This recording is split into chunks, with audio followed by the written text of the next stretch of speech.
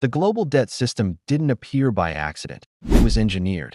To understand how every country on Earth became trapped in a cycle of borrowing, we need to go back to the end of World War II, when the world was in ruins and desperate for stability. In 1944, as the war was nearing its end, 44 nations met at a quiet hotel in Bretton Woods, New Hampshire. What happened there would quietly shape the next century: the creation of a brand new financial world order. The International Monetary Fund and the World Bank were born as helpers, institutions designed to stabilize economies and rebuild nations. But their creation also marked the beginning of something else: a system where countries would rely on loans, not production, to survive. Nations devastated by war needed money to rebuild infrastructure, industries, agriculture, and trade. Instead of rebuilding with their own resources, they were offered foreign debt, loans wrapped in fine print, conditions, and long-term dependency. For developing nations, the debt path started even earlier. As colonies became independent, they suddenly lacked infrastructure, capital, and strong financial systems. Wealthy countries offered loans as a solution, positioning debt as the gateway to development, modernization, and entry into the global economy. But these development loans came with strings attached, strings that would bind nations for decades. By the 1970s, borrowing had become normalized. Countries were encouraged, even pressured, to take loans for everything: highways, dams, factories, power grids, and social programs. Debt became the default tool for growth, and the institutions issuing it became the silent architects of global power.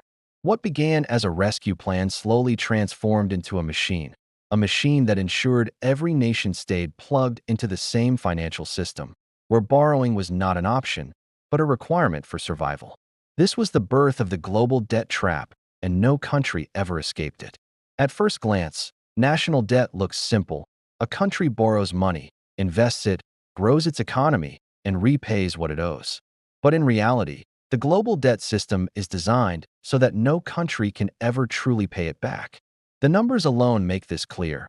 Today, the world owes more than $315 trillion, far more than all the money that actually exists. This isn't a flaw. It's the core design. When countries borrow, they don't just repay the money they took. They repay interest, which compounds year after year. That means the longer they owe, the more they owe, a loop that grows faster than any economy can realistically expand. Even wealthy nations like the United States, Japan, and major European countries constantly borrow more just to service existing interest payments. For developing nations, the situation is even worse. A large portion of their annual budgets is spent just on paying interest to global lenders. But interest is only one trap. Global trade is another.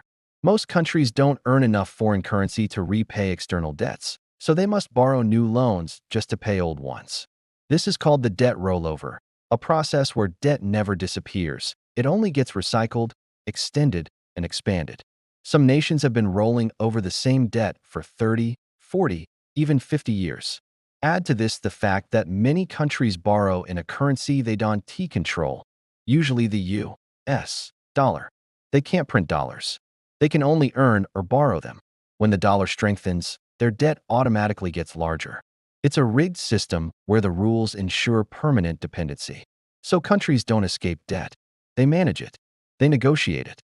They extend it. But repay it? That's nearly impossible. The system wasn't built for repayment. It was built for perpetual obligation, ensuring nations remain tied to the lenders who run the global financial order. When people hear global debt, they imagine governments borrowing from each other. But that's only the surface layer.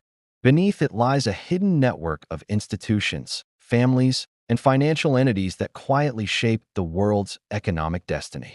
These are the invisible owners, the ones who profit when nations struggle, currencies collapse, or interest payments rise. At the top are the central banks, especially the U.S. Federal Reserve, the Bank of England, the European Central Bank, and the BIS, Bank for International Settlements. These institutions issue the world's money but operate with minimal transparency and almost no democratic oversight. They decide the interest rates that determine how expensive debt becomes. With a single announcement, they can make nations richer or instantly poorer. Then come the mega financial institutions: BlackRock, Vanguard, State Street. J.P. Morgan, Goldman Sachs. Together, they control tens of trillions of dollars, owning governments' bonds, directing investment flows, and influencing policy through economic pressure. When a country issues debt, these entities often buy it. When a country defaults, these same entities profit through restructuring deals, asset seizures, and emergency interest hikes. Beyond them are the bondholders, a mix of wealthy families, sovereign wealth funds, and private banks. Many operate in secrecy, with ownership hidden behind shell corporations and tax havens. They are the ones who receive the interest payments that drain national budgets. When you hear that a country spent $30 billion paying interest last year, that money didn't evaporate. It went somewhere. And that somewhere is usually into the accounts of these silent global creditors. Finally, there's the IMF and World Bank, institutions that step in when countries can't pay. Their rescue loans come with strings attached, austerity programs, privatization demands, and economic restructuring that transfers national wealth into private hands.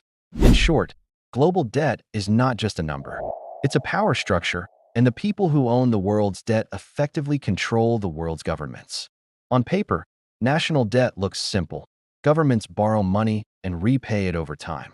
But in reality, the global debt system is designed so that no country can ever fully pay back what it owes. Not the United States, not Europe, not Asia, not Africa. This isn't incompetence. It's the architecture of the system. First, governments borrow money by issuing bonds. These bonds must be repaid with interest. But where does the money for the interest come from? The answer: more borrowing. Nations can create new debt, but not new wealth at the same speed. This creates a mathematical trap where repayment is impossible without expanding the debt even further. Second, the global financial system requires constant growth. If economies slow down, tax revenues fall, and governments must borrow even more just to maintain basic services: healthcare, pensions, infrastructure, military, education. Debt becomes a structural necessity, not a temporary emergency tool. Third, global trade is unbalanced by design. Many countries depend on importing food, oil, technology, or raw materials. To pay for these, they need strong currencies and capital, which they often don't have. So they borrow in dollars or euros, trapping them in cycles of foreign currency debt. If their local currency weakens, their debt burden instantly doubles. Fourth, interest rates create perpetual dependency. When rates go up, nations must pay billions more just to service existing debt, again leading to more borrowing. It's a treadmill with no off switch. Lastly, the global economy punishes any country that tries to escape. When nations attempt to default, restructure their currency, or print their own money, financial markets retaliate: capital flight, sanctions, inflation, and investment freezes. This is the secret. The system works only if countries stay indebted forever. Debt is not a flaw. It is the engine that keeps the modern world running. If every country is trapped in debt, what does the future look like? The answer is unsettling. The global debt system is reaching a point where it can no longer sustain itself, yet it cannot be allowed to collapse. This creates a world where governments, central banks, corporations, and citizens are all locked into the same financial cage, with no clear escape. As global debt reaches record highs, nations will rely even more on money printing, quantitative easing, and emergency lending. This keeps the system alive but weakens currencies and destabilizes economies. Inflation becomes a constant companion, not a temporary problem. Savings lose value. Middle classes shrink. Wealth concentrates at the top faster than ever. Governments will respond with stricter financial controls, digital currencies, automated taxation, capital movement restrictions, and real-time monitoring of every transaction. These tools will be presented as modernization, but their true purpose will be maintaining control over a system that is cracking under its own weight. At the same time, geopolitical tensions will rise. Countries will compete for access to resources, foreign investment, and financial stability. Debt will become a weapon, used to influence elections by governments and reshape global alliances. And through it all, the same global creditors, central banks, private financial giants, and wealthy families will remain untouched. While nations struggle to stay afloat, the owners of debt will continue collecting interest, acquiring assets, and expanding their influence. The truth is simple. There is no exit from the debt trap. The only future is deeper dependency, unless the entire system is rebuilt from the ground up.